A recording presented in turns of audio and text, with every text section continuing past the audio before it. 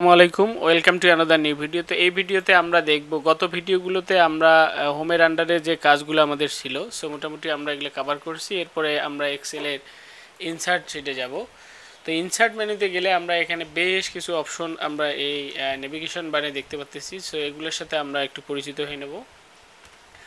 তো আমরা ইনসার্টে ক্লিক করার পরে এখানে দেখতে পাচ্ছি যে পিভট টেবিল। সো পিভট টেবিলে বেসিক্যালি কিছু কমপ্লেক্সিটির কাজ করা হয়, যে টেবিলগুলো খুব কমপ্লেক্স সেই টেবিলের কাজগুলো এখান থেকে করানো যায়।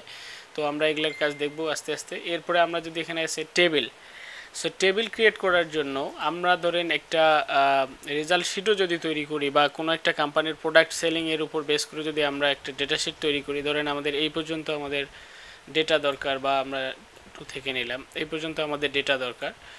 সো এখানে জাস্ট আমরা সিলেক্ট করে যদি আমরা এখানে টেবিলে ক্লিক করি, তাহলে আমাদের এখানে কিছু অপশন দেখা যাচ্ছে, যে অর্থাৎ এ নাম্বার কলাম, 2 নাম্বার রো, এরপরে ক্লোন দিয়ে আছে S I number column, 13 number rho.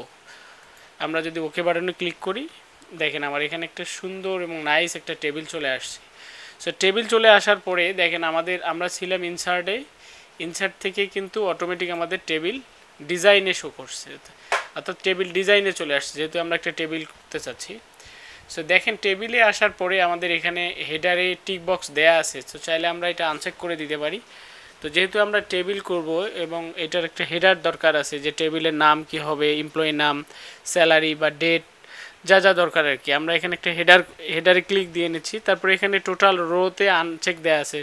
So যে এখানে আমাদের টোটাল রো কতগুলো আছে এটা দেখার জন্য যদি আমরা এখানে ক্লিক করি, তাহলে আমাদের এখানে নিচে শো করবে যখন আমরা ডেটাগুলো ইনসার্ট করব এখান থেকে। এরপরে ব্র্যান্ডেড রো আছে, আমরা চাইলে এটা আনচেক করে দিতে পারি, অথবা চেক করে দিতে পারলে দেখেন আমাদের এটা ডিজাইনটা শো করতেছে, ব্র্যান্ডেড রো শো করতেছে। এরপরে এখানে ফার্স্ট কলাম আছে, লাস্ট কলাম আছে। তো চাইলে এগুলো আপনারা আনচেক করে নিয়ে দিতে পারেন। সব থেকে এখানে যে মেইন একটা ফিচার, সেটা হলো ফাংশনাল যে একটা ফিচার, সেটা হলো ফিল্টার বাটন।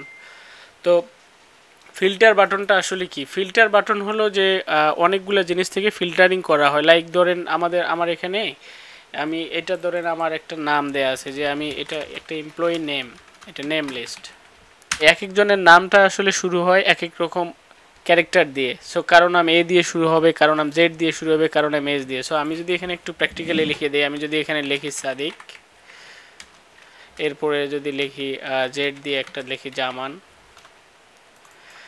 এরপরে যদি লিখি এটা লিখলাম, এরপরে আমি এখানে লিখলাম আমিনুর,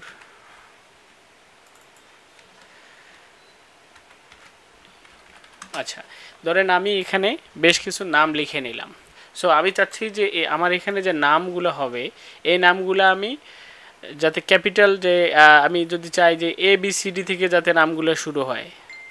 সো এটা করার জন্য আমার যে এখানে যে ফিল্টারিং নামে যে একটা অপশন দেখা যাচ্ছে, আইকন দেখা যাচ্ছে, আমি যদি এখানে ক্লিক করি, এখানে ক্লিক করে দেখেন এখানে সর্ট আছে, যে sort out A to Z, অর্থাৎ এ থেকে জেড পর্যন্ত যে নামগুলো আছে অ্যাসেন্ডিং অর্ডারে শো করবে, অর্থাৎ এ থেকে শুরু করবে। দেখেন আমি প্রথমটা ক্লিক করলাম, দেখেন আমার প্রথমে চলে গেছে এ, অর্থাৎ আমিনুর।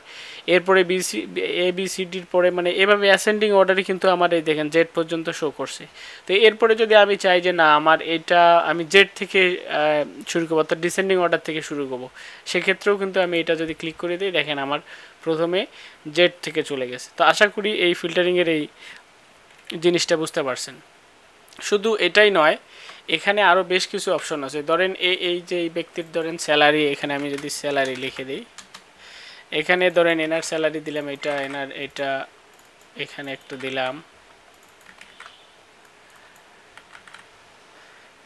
এখানে দিলাম, এটা দিলাম, ওকে, আর এখানে দিলাম এটা। সো এখন আমি যদি চাই যে না এই স্যালারিটা আমার শুরু হবে যে কম স্যালারি যাদের, তাদের দিয়ে স্টার্ট হবে, আমি শুরু থেকে যাদের কম স্যালারি আস্তে আস্তে আস্তে যাতে বেশি স্যালারিগুলো শো করে। সো আমি যদি আবার এখানে যাই, এখানে গিয়ে যদি লিখি যে শর্ট স্মল টু লার্জ, দেখেন আমার স্মল টু লার্জ ওয়াইজে শো করছে। তো আশা করি এই জিনিসটা আপনারা বুঝতে পারছেন যে এটা কীভাবে করতে হবে, বা ফিল্টারিংয়ের আসলে কাজটা কী। সো ফিল্টার একটি খুবই ইম্পর্ট্যান্ট অপশন আমাদের যে কোনো টেবিল ইনসার্ট করার ক্ষেত্রে। তো আমরা আবার ইনসার্টে চলে যাচ্ছি।